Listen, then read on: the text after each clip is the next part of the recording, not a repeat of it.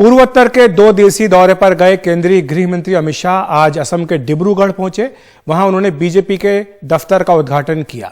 उन्होंने लोकसभा चुनाव के लेकर एक बड़ा दावा भी किया। उन्होंने कहा कि 2024 के लोकसभा चुनाव में असम की 14 में से 12 सीटें बीजेपी जीतेगी।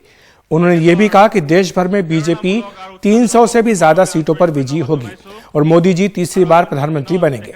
कांग्रेस पर तीखा हमला बोलते हुए अमित शाह ने कहा कि पूर्वोत्तर को कभी कांग्रेस का गढ़ माना जाता था, लेकिन राहुल गांधी की भारत जोड़ो यात्रा के बावजूद हाल में 3 राज्यों के विधानसभा चुनाव में कांग्रेस अच्छा प्रदर्शन करने में नाकाम रही।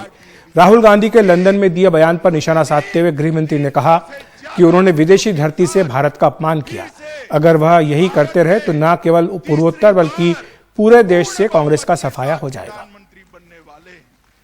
शुभकामनाएं। मैं कांग्रेस वालों को कहने आया हूं, जरा कान खोलकर सुन लीजिए। 2024 में लोकसभा का चुनाव आ रहा है। आसाम की 14 में से 12 सीटों पर भारतीय जनता पार्टी विजयी होगी और मोदी जी 300 से ज्यादा सीटों के साथ फिर से भारत के तीसरी बार पूर्ण बहुमत के साथ प्रधानमंत्री बनने वाले हैं। नॉर्थ ईस्ट के 8 राज्यों में मोदी जी के नेतृत्व में एनडीए की सरकार, भारतीय जनता पार्टी की सरकार, और इसी के कारण नॉर्थ ईस्ट का विकास हुआ है। मगर राहुल बाबा नहीं समझेंगे। विदेश जाते हैं, विदेश जाकर देश की बुराई करते हैं।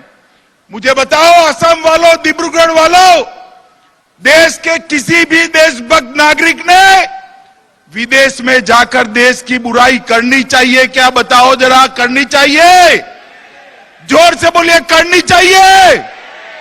राहुल बाबा अभी भी समझ जाओ, सिर्फ नॉर्थ ईस्ट से सुपड़ा साफ हुआ है। यही रास्ते पर चले तो देश भर में सुपड़ा साफ हो जाएगा।